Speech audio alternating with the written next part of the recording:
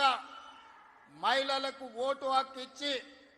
రాజులకు చక్రవర్తులకు సమానంగా దళిత వాడల్లో ఉండే పేదలకు ఓటు హక్కు ఇచ్చి తమను ఎవరు పరిపాలించాలి, ఎవరు శాసనాలు చెయ్యాలి అనంటే పేదవాడే నిర్ణయించుకునే ఓటు హక్కునిచ్చిన డాక్టర్ బాబాసాహెబ్ అంబేద్కర్ను మొదట మనము స్మరించుకోవాల్సిన అవసరం ఉన్నది, గుర్తించవలసిన బాధ్యత మన మీద ఉన్నది. ఇక రెండవ తరం శ్రీమతి ఇందిరాగాంధీ. ఇందిరాగాంధీ అంటే ఒక ఉక్కు మహిళ. ఈ మహిళా స్ఫూర్తి ప్రపంచ దేశాల ముందు ఈ దేశాన్ని తలెత్తుకొని నిలబెట్టే విధంగా ఒకనాడు రాచరికాలు, రాజభరణాలు,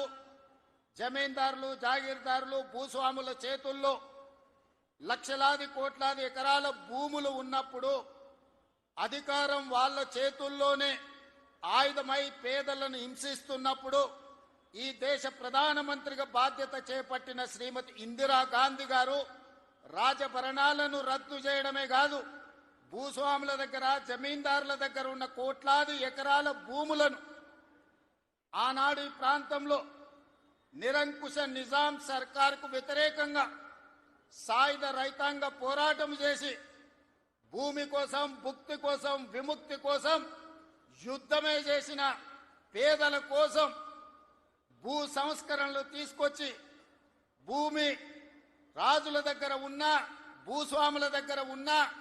ఆ భూములను ప్రభుత్వం గుంజుకొని అసైన్మెంట్ పట్టాల పేరు మీద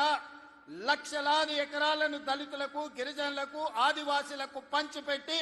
భూమి హక్కును ఈ పేదలకు అందించిన గొప్ప నాయకురాలు శ్రీమతి ఇందిరాగాంధీ గారు. ఈనాడు జరుగుతున్న పరిణామాలు చూస్తున్నాం,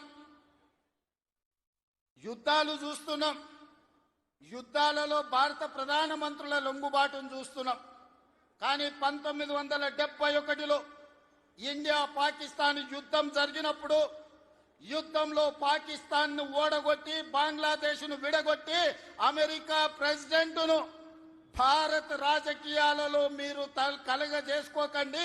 కలగజేసుకుంటే భారతదేశం ఊరుకోదు అని అమెరికన్ ప్రెసిడెంట్ను హెచ్చరించిన భారత ప్రధానమంత్రి శ్రీమతి ఇందిరాగాంధీ గారు. ఈనాటికి ప్రపంచ దేశాలలో ఈ దేశం యొక్క గొప్పతనం, గౌరవం, నాయకత్వ లక్షణాలను చాటి చెప్పిన ఉక్కు మహిళ శ్రీమతి